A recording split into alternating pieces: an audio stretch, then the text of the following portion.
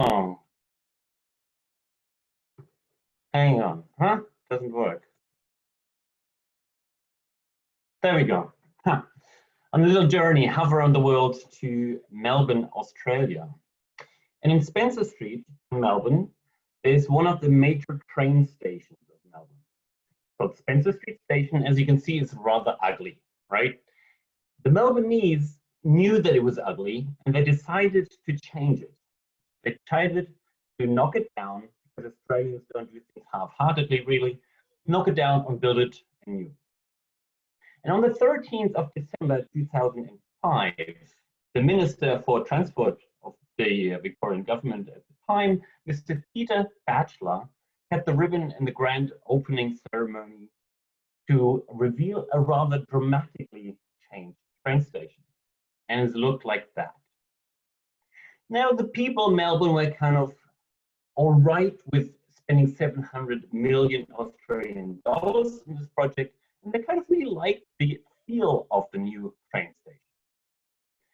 What was not received well at all was that it was renamed. It was called Southern Cross Station in the light of Melbourne hosting the Commonwealth Games in the following year, and wanted to present itself in a more modern light. Now, the Melbourners didn't like that at all.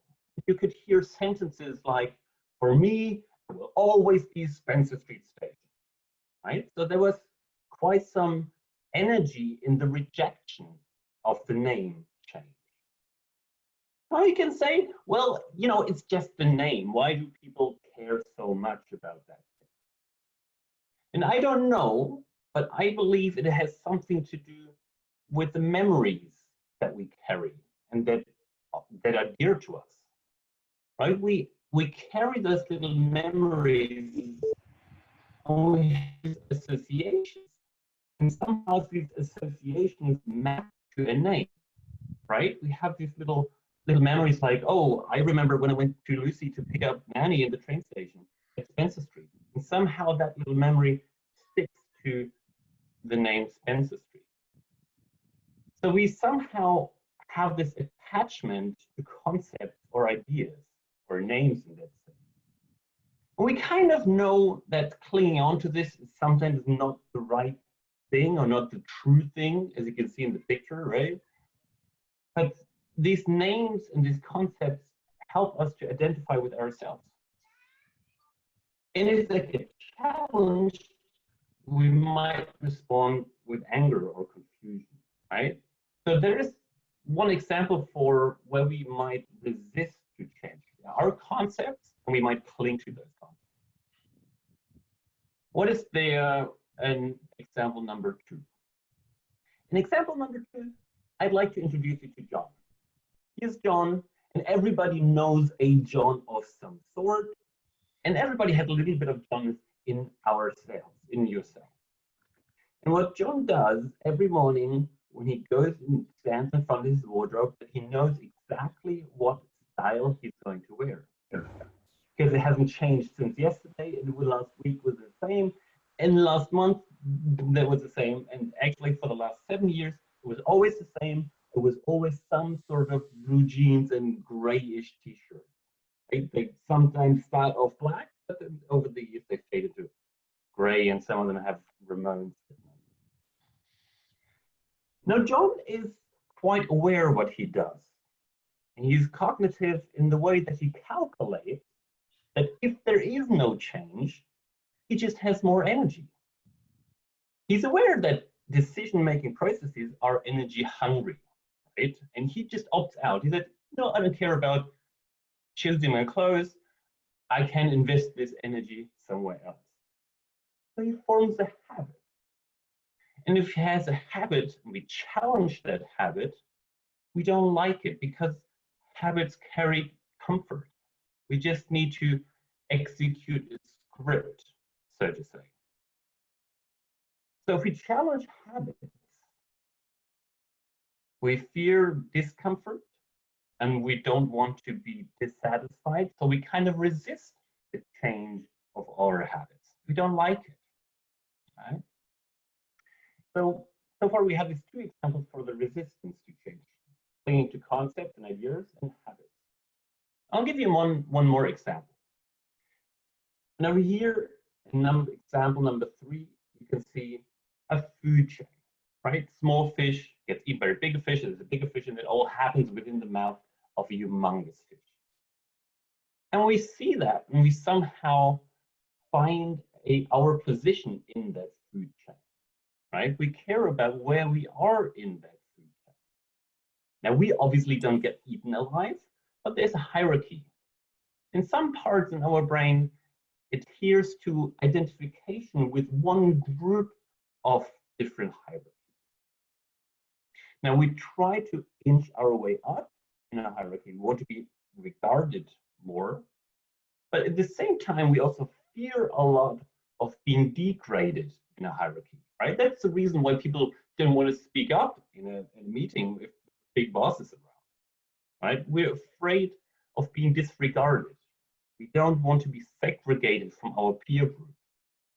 And certainly, we don't want to lose the power that we've gained, right? If we flatten hierarchies, of course, there's a resistance to that. So now I've shown you just 3 examples of where we might resist to change. And we ask ourselves, what is it?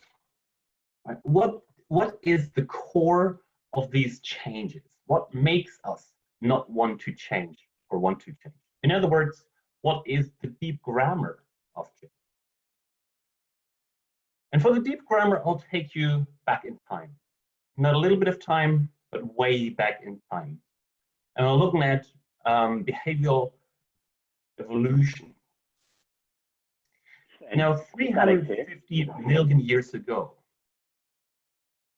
It's Alex here. Can you hear me? I can hear you, Oliver. Sorry, it's Alex from Oliver Bernard. Your audio isn't great, and a few people have mentioned it privately. Do you have some headphones you could use? Yeah, we'll do. That would really, really help. Perfect. Sorry to interrupt. I just want to make sure everyone has the best opportunity to hear you. Okay, cool. Yeah, no problem at all. That is much better from my side, I must admit. That's much better. Over to you. Thanks, Sven. Okay, sorry. Yep, sorry about the audio quality so far. So we're talking about behavioral evolution.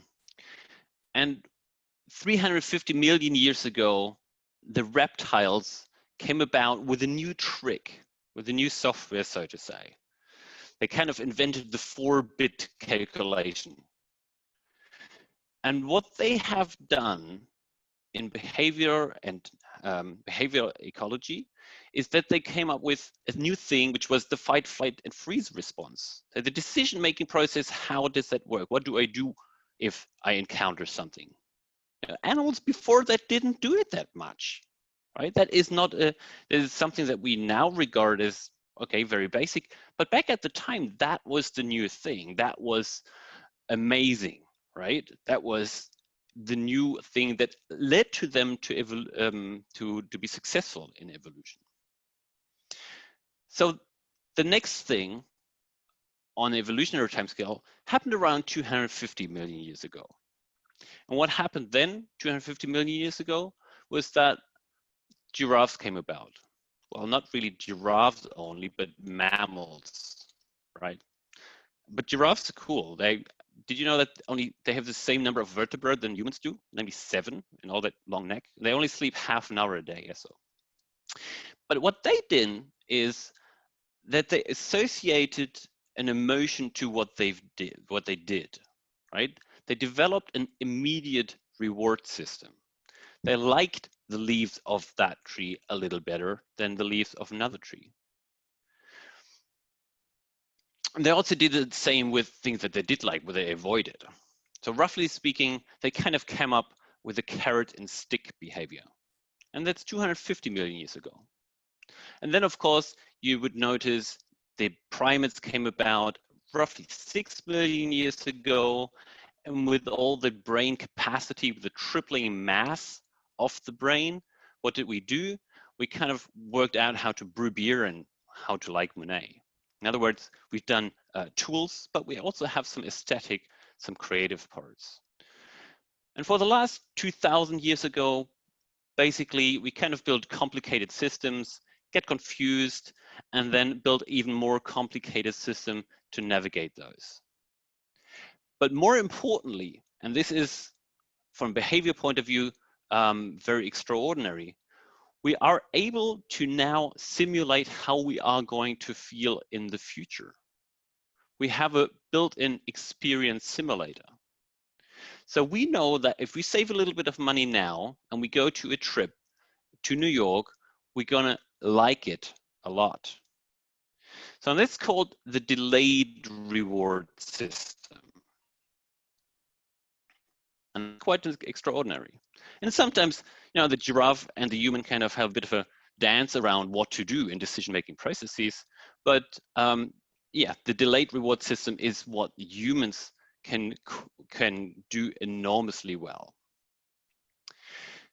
And these different parts in the brain, the reptile part and the mammal part and the human part, is what we all carry still in ourselves these days. So we all have the instinctive part of the reptile brain, which has executed fight, flight, freeze responses, for instance, for the last 350 million years over and over and over and over again.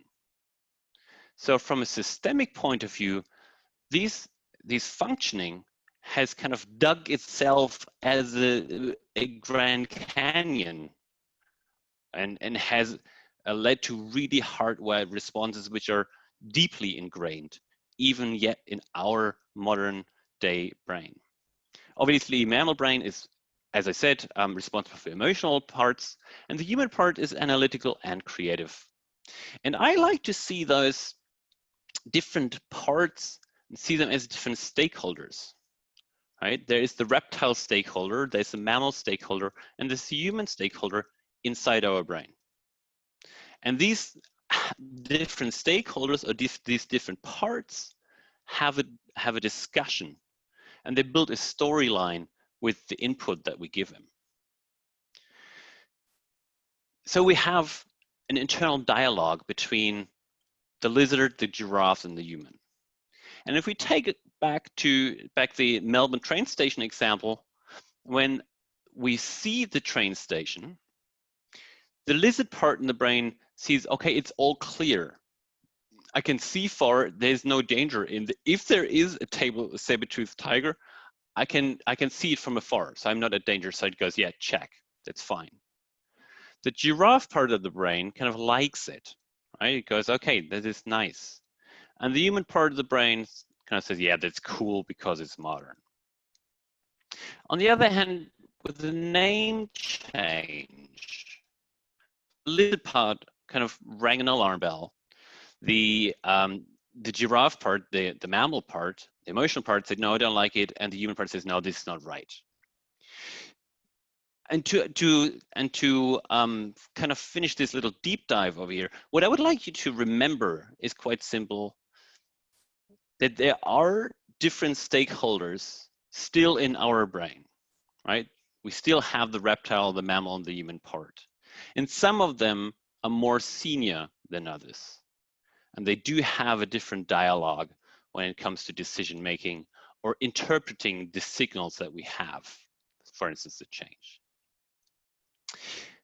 Now you say, okay, so far you only presented the resistance to change, but especially in the Agile space, it's not only a resistance, there are change alchemists and change catalysts and so on, and it's true. So far I only focus on one side.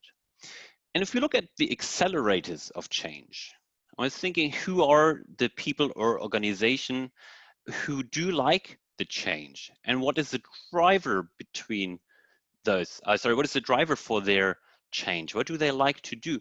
And I think what they like to do is use the experience simulator to see what the future might be. How might it present itself to us? In other words, and I like metaphors, we're looking for our metamorphosis, right? We are here as a caterpillar. Life's quite good. We're chewing leaves, but we also simulate how it might be as a butterfly. So there's the change in moving. There's a dissatisfaction with the status quo, and there's some excitement on how to move and how to go about and how to drive the change. And of course, we all know how change is going to happen, right?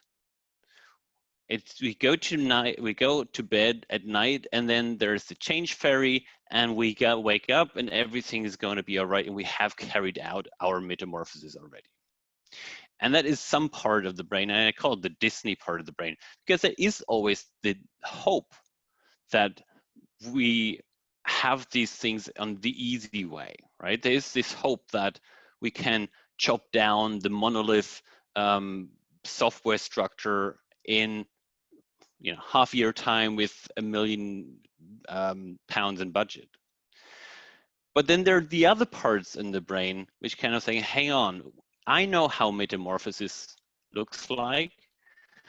This is a very different, are the different stages, and some of them are dangerous because I can't move away. As a caterpillar, I can move. If I put myself into a cocoon, I can't run away. They might be painful, they might be expensive, and they might not even worth it. Right? We don't know whether that driver is great. So maybe it'll be better to stay as the caterpillar and learn how to do sex, because that's what the butterflies do. So now you say that maybe this was all a little bit dark, and there is so much good change out there. What about talk about that? And I said, yes, of course. We know how successful change looks like.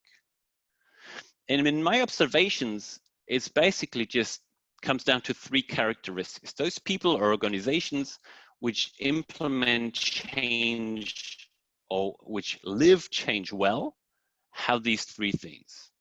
One, I think, is that they acknowledge the status quo quite well. So as a person, I know that I attach to concepts and ideas. I know that I have my habits. I know that I care about the hierarchy a little bit. Maybe I don't try to, but it's still there. And we all have this little Disney feeling that it's going to be all fine and it's not going to hurt and it's going to be easy, right? We all have that. But if we decide that we like to change, we need to change, how do we start, right? We know that with increasing change, there's an increasing resistance, and it's not a linear correlation. So where do I start? What do I do? I think we start here. We start where it doesn't hurt so much to change, but then we keep doing it and doing it again. And maybe we can even develop a habit around introducing change into our life and liking the change and taking the challenge. And thirdly, and I think most importantly, we do have these different parts, the reptile, the mammal, and the human part in the brain. Why not exploit all parts constructively? Use all of them and integrate them, and use the left side as well as the right side of the brain. Use analysis, but coupled with creativity, we can actually be out of the box thinkers, lateral thinkers. And with that, I think we can be the proactive and constructive driver and architect of our own evolution of change. And that was my 20 minutes, and I'll thank you for your attention. I apologize about the audio quality, and I would like to extend my wider appreciation for Alex, Tobisina, and Oliver for inviting me to talk. It's wonderful. So thank you very much. And now I'm looking very much forward to see and hear Alex talk about pirates. Thank you very much, Sven. That was great. Really enjoyed that. Big animal lover, so I like the fact you lent that toward the animal kingdom. I'm now going to, and your audio was absolutely perfect after that. So thank you very much, and for your kind words. I'm now going to hand straight over to Alex Barker, who is a pirate, and her talk is on how to be more pirate. Over to you, Alex. Well, thank you very much, Alex. I'm just going to fiddle with the tech temporarily. Let's see. Share screen. Here we go. Yeah, so I am indeed going to talk about pirates, and hopefully convince you all by the end of this that pirates were the original Agile innovators. But first I'll just introduce myself a little bit more. So I'm Alex Barker, and I have spent the last 18 months working with the author of a book called Be More Pirate, the author being Sam Conniff. This is Sam outside his publisher's Penguin Random House on the day of the publication of the book, when he fly posted the entire outside window of the building with a poster of the book. When he was about to get into a hell of a lot of trouble with the publishers for doing this without permission, until it got tweeted by Richard Branson and he became publishing success. And it kind of helped the book become a bestseller and definitely put Penguin in a more celebratory mood. So for the next 8 months, the success of the book kind of grew, and it was in January last year that he advertised for Right Hand Pirate, and that became me. He put this was genuinely the advert he put out. He said, I want somebody who can help me create some social impact from Be More Pirate, and also stop me from disappearing up my own arse, as the book became more successful. His words, not mine. So I rose to that challenge, and my journey with Be More Pirate begins probably here on an actual pirate ship, London's only pirate ship, the Golden Hind.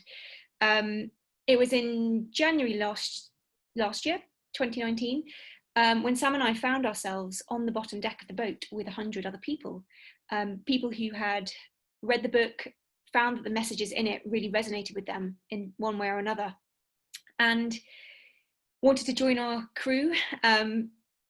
People who are frustrated with the status quo in one way or another, whether it was climate crisis, Brexit inertia, work bullshit. So we kind of found ourselves with these rebels, this crew, and over the last year, I've been talking to them and working with them and trying to understand, how do you be more pirate in the 21st century? And we'll come to that. But Sam always says that the book itself, to save you from actually having to read it, can just be summed up in this one sentence. The biggest mistake we can make is to believe that the way things are is the way things have to be. A really simple but profound statement that represents the idea of a paradigm shift. And that's kind of what pirates are about. A belief that things really can change and that it's up to us to actually do something about it. And usually when I'm doing these talks, I have to, I go on and sort of say, we've got some really big challenges on the horizon, and we've got, and we're still operating within 20th century kind of systems, command and control business models and outdated kind of work rules. And sometimes it's a bit of a stretch for people to kind of grasp that, the only uncertainty we face is, real uncertainty. But because of coronavirus, and this has really helped the cause in a way, because 2 months ago we found ourselves thrown into these situations that we'd never experienced before, and you saw scenes like this, and it was really bloody scary. This is definitely what I saw in my corner of London anyway. Although I have to say that this moment of uncertainty, this scariness that we all kind of experienced, has been the day-to-day reality for a lot of people. For a really long time. The fragility in the system that we saw when supermarkets were empty, this kind of sense that the system doesn't necessarily work all the time, has obviously been the case for a lot of people for a really long time, and that sense of uncertainty comes from a place of privilege.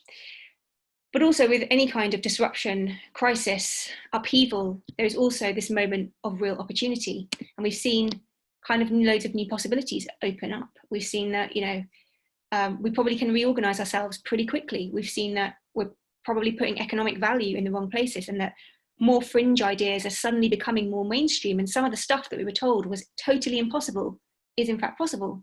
So we sit in this moment of really being able to reevaluate things, having this mirror thrown up to us, and considering what kind of new rules we might want to write for the future. So that's my challenge really, is how could we be more ambitious and more radical about what the future is and what kind of rules or norms we decide to put in place. And Sam and I have heard over the last 6 weeks endlessly that we need pirates. But what the hell do I mean by pirates? Well, what I'm really talking about is a sort of small period in history, what's called the golden age of piracy. It's from about 1695 to 1725, only 30 years, but 30 years that changed the world forever. And there's a saying, I think, that sums up, those who would go to sea for pleasure would go to hell as a pastime. This was a common saying during the 1700s, because going to sea was pretty brutal. 40% of sailors died on any voyage, so they pretty much had to beat people onto crews. And the reason I bring this up is because I want to dispel the myth about pirates. Popular culture always has us believe that pirates are violent, bloodthirsty, thieves, and that's why people were drawn to piracy, because they're inherently kind of a bit evil. But actually, people became pirates because they gave themselves permission to be less miserable than everybody else. They were originally just a group of sort of disenfranchised young professionals who just looked around at the world and thought, you know, this is not going to work for me. And they kind of got up the courage to try something different. And they went off and they formed crews of their own.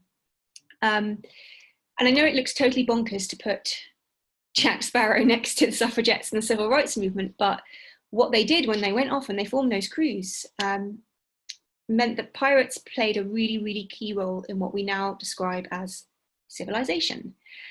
And I'm going to explain why, because essentially when they went off and formed their own crews, they had to figure out a way of working together that was, you know, going to bond together a group of strangers who'd never met before, who were suddenly out on the sea against a navy of several thousands. And they knew what they didn't want because they'd come from the merchant ships and the navy. So they figured out something totally different. It was on a pirate ship that you would first see social insurance. So if someone was injured in a battle, they actually got compensation. They weren't just left for dead. And it was a way of ensuring that people, you know, were invested in the crew. They had dual governance. Way before Parliament formed this kind of power sharing system that arguably doesn't work very well. The pirates did it with the captain and the quartermaster. They would share power to keep it balanced and to stop, you know, it being corrupted. The captain was in charge of the strategy and the vision, and the quartermaster was in charge of crew and operations. And the quartermaster would deal out the punishment and the treasure, the two things that were most likely to be corrupted.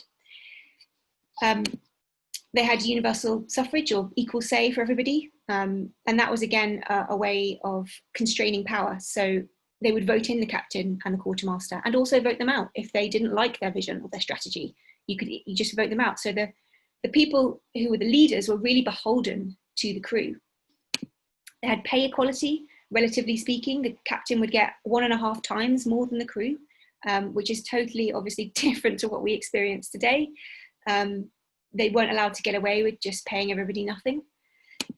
They had diverse teams, genuinely. There were female pirates, albeit they snuck in the beginning, but once they were revealed to be women, they weren't killed or thrown, you know, or dismissed from the crew. Women rose to become pirate captains, as did Black people. This is Black Caesar, actually. He's one of the more famous ones. He was originally an African tribal chief who then got taken as a slave and then was freed by pirates. So pirates kind of understood that, you know, it didn't really matter where you came from. They just wanted the talent. If you could swing a good sword or climb the mast or cook, you were in. And they had self-organizing teams. So alongside this quite flat hierarchy flat structure on board, they also were very, very dynamic and collaborative and networked. So if they needed to fight a big battle, they would team up with other ships and operate together. And then they would scale right back down so that they kept that level of autonomy and decentralization, so that there was none of this kind of hierarchy, command and control system. And it was really what enabled pirates to fight some big battles that were not in their favor. And pirates are also masters at marketing. This is one of their hidden tactics. So we think of Coca-Cola, tend to think of Coca-Cola as the world's first brand. But in fact, we always say it's the Jolly Roger. The skull and crossbones, one of the world's most enduring symbols. And if you saw it on the horizon coming at you, you just knew to keep well back. And it was what enabled pirates to actually be less violent. There's probably no more effective a tagline than surrender or die. But it worked. When you saw the pirates coming, pretty much they would give over all their resources straight away. And it stopped pirates from having to engage in battle and sort of give up precious resources of their own. So it was really tactical and strategic. And this last one, not quite last one, but this one has always been the most shocking to me. Pirates had same-sex marriage. So they created a legal and ritual ceremony for same-sex relationships. It was so sophisticated that it even had an inheritance clause. If your partner died, you'd get their share of whatever booty you'd accumulated. And the last one's just for fun, pirates invented the cocktail. The first record of rum, sugar, mint, and water being mixed together was on Francis Drake's ship. He wasn't always a pirate, sometimes a privateer, but the Spanish think he was a pirate, so we'll go with that. And the pirates kind of captured all their new rules and innovations. And this is why we know about them, because they were captured in the pirate code. It was a real written document. There's historical records. It was what gave pirates accountability, trust, transparency, and what enabled them to really be bound by the rules of the ship. And each article in the code was unanimously voted on. I always find this amazing. Even if one person didn't like that particular rule, it wouldn't make it into the code. And it was a way to prevent mutiny, basically. The point being that pirates were not troublemakers, they were innovators. And they didn't set out to change the world because they were kind of more moral necessarily. They just wanted to change their world. They wanted to make things better for themselves. And this is the idea that change, we often get caught up in the really big vision of changing the world. But it's sometimes just better to start with yourself. And when you design something really well that works for you, or maybe your small team, you don't know what kind of ripple effect it can cause. And that's what the change, theory of pirates is that, you create this huge ripple at the edges that eventually affects the mainstream. And the pirates were constrained because, the establishment buried the real history of pirates because what they invented was so revolutionary and so radical and so much better for people that it was so threatening to the establishment that it got written off, and all pirates were criminalized immediately. So becoming a pirate was a real act of bravery. And this is why I guess Sam and I encourage a bit of rule breaking, because pirates, had to break the rules in order to create something better. So we define rule breaking slightly differently, that it's no longer a risky thing to do, but a responsible thing, and one of the last levers of change that we might have. And I'm going to talk a bit about how that might get applied today. But the first thing is that we've noticed, as we've talked more about Be More Pirate in the book, it has caught on as an idea and a movement, that it seems to give people a level of permission that they didn't have before. In fact, we use pirates as a proxy word for permission. It's actually a really empowering thing to kind of role play pirate, and it gives people a language to talk about the kind of change that they want to see, but maybe has been a bit drowned out and gotten too tired within the usual frameworks. And it really kicked off when Sam started to get messages from people replying to what they'd done as a result of the book. And this guy, who sort of said he left his corporate job as a result, he actually attached his resignation letter, which terrified Sam, because he was like, something's happening and I don't know what. And this guy is who put this up on Twitter and talked about the new rule that he wanted to enact by writing it in the book. He said, "I'm going to fuck up fixed odds betting, you evil wankers." And more serious ones came up. A guy called Jim outlined a plan to really disrupt the finance industry by creating an entire new type of fund using his contacts and knowledge of sales and finance. And then it started to get even more interesting. These were the very, very early messages. And then people started to send actual pirate codes that they designed for their organization to underpin the culture and change the culture. This was one that came from a guy called Robbie, who started up a new creative agency after 20 years in advertising, really hating the toxic culture. And these are the 5 values that he picked to really underpin it and ensure that he had something to help his team work differently. And these are a couple more that came a bit more based on pirate principles, things like self-organization, growing impact and not scale. But one of the best ones I saw was from an organization called the Child's Rights International Network. It's really detailed as a code, but what's amazing is it's within a very, very sort of tricky area of human rights where there's a lot of legal frameworks, but their code has really enabled them to understand what it is they're really, really fighting for. And then it evolved even further, and Sam initially, even before I joined him, started to get invited into companies to ask to run workshops based on the principles in the book. This was one of the first ones with Lego in Sweden. And out of the workshops that we started to do, a kind of method, I suppose, evolved something we call professional rule breaking, which is really rule breaking in a professional setting. And the way that we run the workshops around it is to ask people to write some new rules in small groups. And we ask them to kind of go away and do that. But within the space of the workshop, we try and create the space of a pirate ship. And we ask the senior management or whoever might be objecting to kind of really changing the business to step back for a moment and allow the people who are closest to the work and kind of, understand those daily problems that we all kind of think about but don't necessarily raise, to really go away and say, this is what we ought to be doing differently, and put that forward. And then we ask the entire room to stand up if they agree with that new rule. And then you have this moment of mutiny when you transfer the power to that small team who have created a new idea or new rule that they can then, and they are then given collective permission from the entire team or organization to take that forward and test it and try it. And it's just proved to be a brilliant way to create permission and to create some accountability, to see some real action happen within a very short space of time. And these are some of the things that have come up.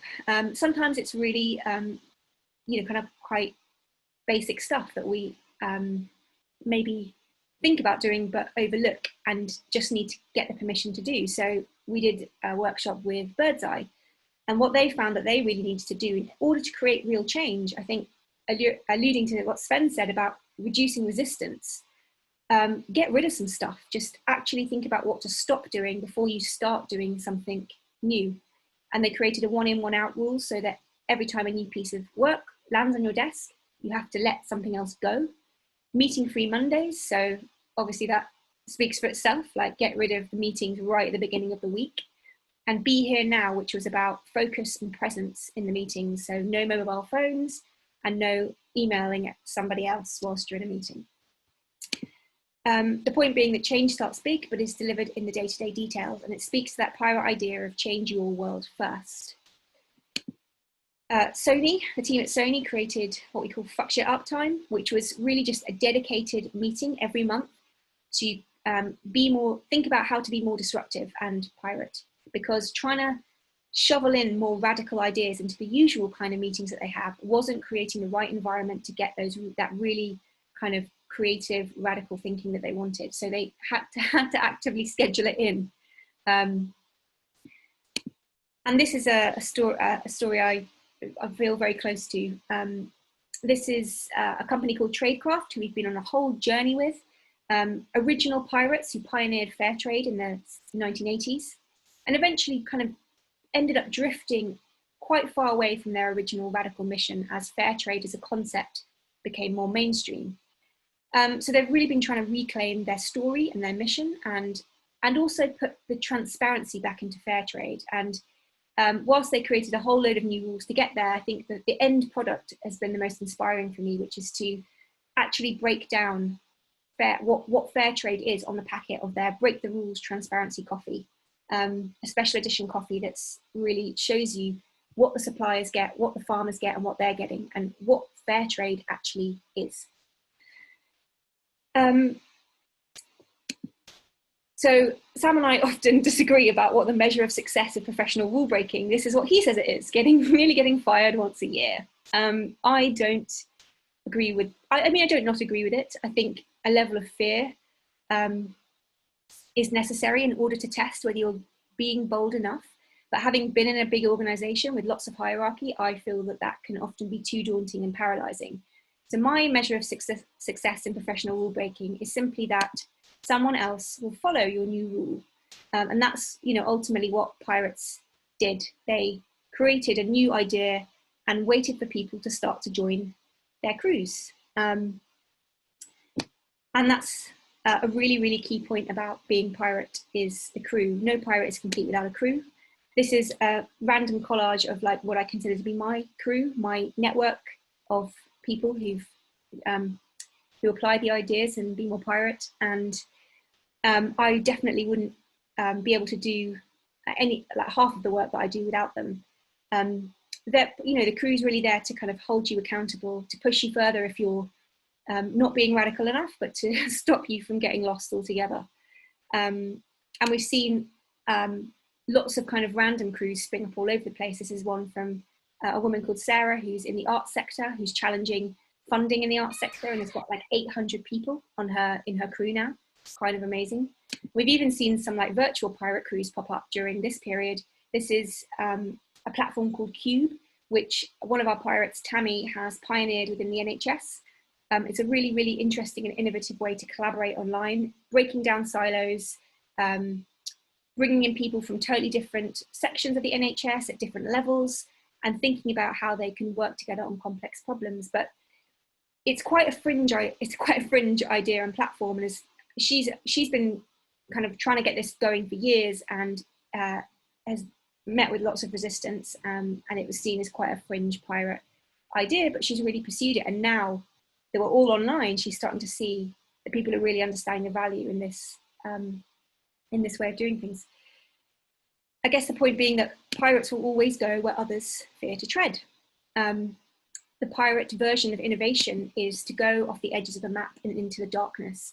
And that is something that it really appeals to me, because I in my previous life spent a lot of time talking about innovation, but in a really managed way. And I think that to be genuinely creative and innovative, you have to be willing to kind of be a bit blind and feel your way through, and appreciate that you probably don't know what's in front of you, and that's good. And that level of uncomfortability is exactly where you should be. And this is a saying from Captain Flint: in the darkness there is discovery, there is possibility, and there is freedom. And my final, I guess, question to everybody to take away is what would your new rules be? What could you do? What could you do differently? What rule could you break and rewrite? And this is a plug for my book, because over the last year we've spent time collecting the case studies of organizations and people in our network to kind of give practical, replicable examples of how we've seen change emerge. This is not the final front cover, it's just a mock-up, but I thought I'd throw that in. It'll come out in September. And that's all. Thank you very much for listening. This is my email address. If you'd like a free audiobook of Be More Pirate, I have the link, and I'm more than happy to send it to anyone who would like to listen. Alex, thank you very much. Fantastic talk. Very, very poignant at the moment as well, for some really important subjects. I thought that was excellent. So some questions have come in. Now I've had a question which is fairly similar, but asked separately to you both. So I'm going to combine it, and I'll ask you both to answer the question. I'll give you sort of 60 seconds, as it's a question to you both. I'll give you both sort of 60 seconds each to answer, to give your response. So it's to you both. Any suggestions on how to convince the change resistors and bring in drastic, inevitable changes? And the other way it's been asked is, how would you deal with somebody who refuses to accept you becoming more pirate in the workplace and rejecting change? So Alex, you've just spoken, so I'll go to Sven first. Sven, a 60-second response to that. And then Alex, you pick up straight away. Mm-hmm. I believe that there is no one-size-fits-all answer to this, right? There's not a McDonald's principle. On the two sides of the spectrum for change and breaking resistance to change, one, as I mentioned, was evolution, like to make the changes so small that they don't hurt, and try to allow people to realize that the changes are good and measure these changes, but do this, bit by bit. And the other part of the equation would be obviously revolution. Just throw people into the deep end, make them have to have a change. I mean, COVID, the coronavirus is a good example, right? That a lot of people were able to adopt dramatically to enormous change in conditions. Right? Meetups going online. I mean, we miss the beers and the pizzas, but right, it works. So the realization that we can change can, I think, be on two sides. Either sneak them in or just blow them up. But I don't think there is a one size fits all. So I have to feel into it. Yeah, I'd agree. I always say that it isn't possibly one size fits all. I always just say, like, you have to base it on your distance from the mainstream, like just to what you can get away with. But ultimately, two things. First of all, it's the crew thing. Like, find other people who agree with you on what needs to change, and the more strength you have in numbers, the better. No doubt there are people who are thinking what you're thinking, and it's much easier to start something if you've got like more backing. And if you're facing just one resistor, probably somebody with more authority, they'll find it hard to really kind of resist the swell.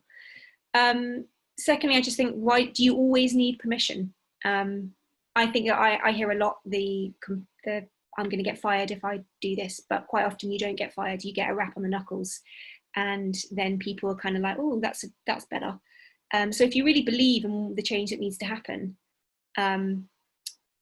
yeah, I'd question, could you get away with it without necessarily asking for permission? Depends on how big it is, of course. Thank you very much. Again, another question's coming to you both. So let's go with the 60-second answer to that again. Alex, I'll come to you first. How are you both finding remote working affecting agile mindsets and teams? I'm not sure. I don't really necessarily work with agile teams officially. Is that so? Well, I mean, maybe you could answer with your just general opinion on remote working, and maybe Sven, as you're a bit more embedded into agile teams, you could give an agile related answer. I kind of look at what I've seen from remote working, and at least in the scope of how it's changing people's ability to do things differently.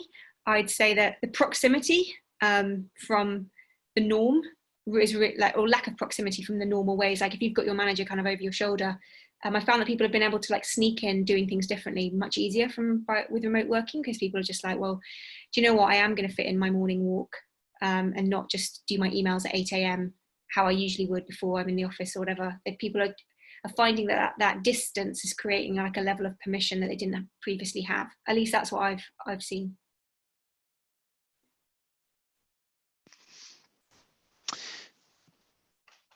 Well, I think there are advantages and disadvantages to whatever we do, right? I don't think there's a right and wrong, which is going to hold true for all times.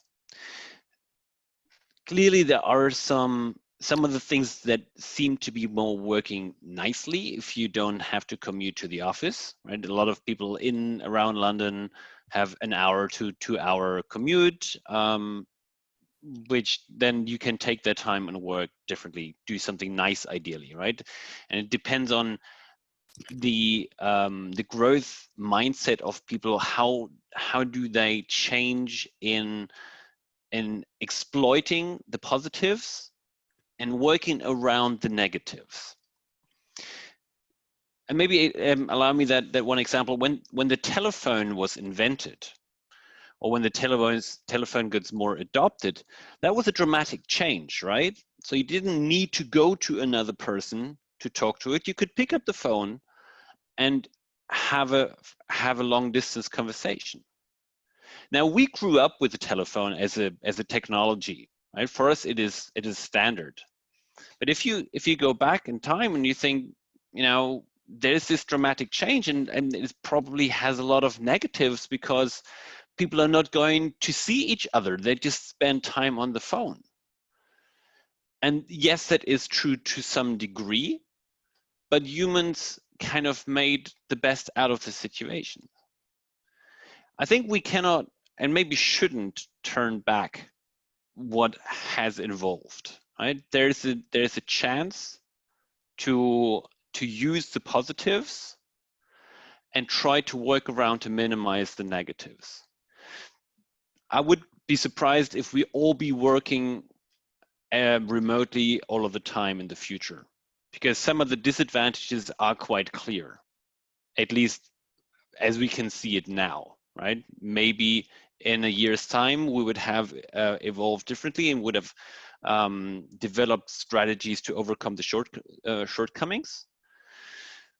But roughly speaking, it's a very short period of time that we have had since the impact of this. Right? I'm not that negative in saying it's all bad, but I think there are things that we need to wiggle and fine tune and change as well. Thank you, Sven. Alex, is there any other literature you can recommend on top of this book that will guide us towards further change and a positive mindset? Further change and a positive mindset? Yeah. Well, really, I guess the question might just allude to, is there any other literature you can recommend on top of this book? Yeah, because I think there's massive amounts of literature on sort of positive framework. I wouldn't say that that's really what I turn to in terms of supporting Be More Pirate as an idea. There's definitely 3 books that have influenced me a lot in terms of thinking about pirates.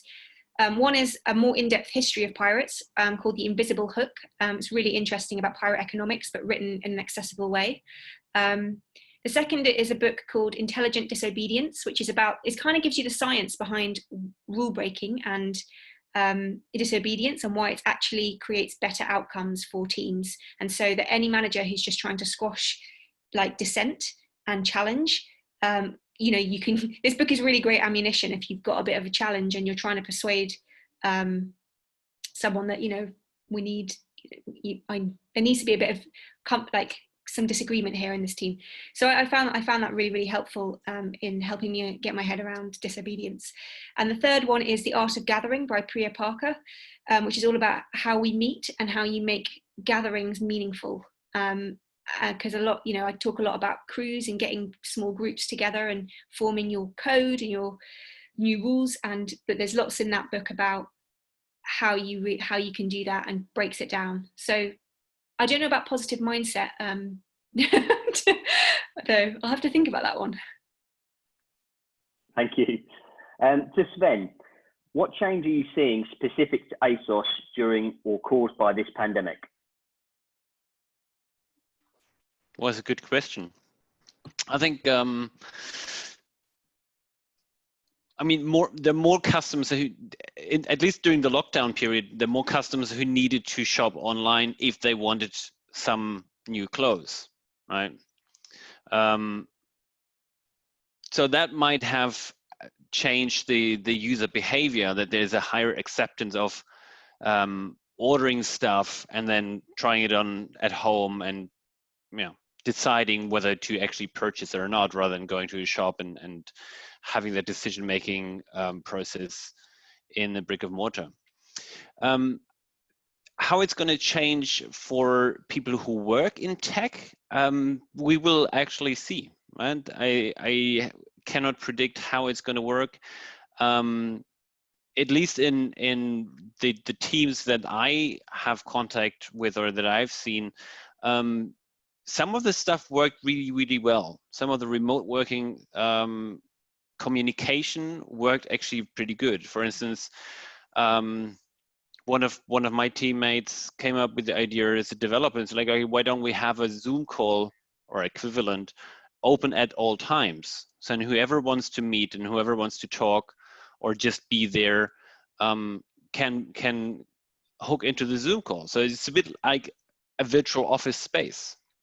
And that could be, for instance, a new thing, right? That even if we're co-located, or if you have part of the people working in the office and some of them are working at home, they can still have that contact field. And that, for instance, is, in my view, a very nice development. Thank you very much.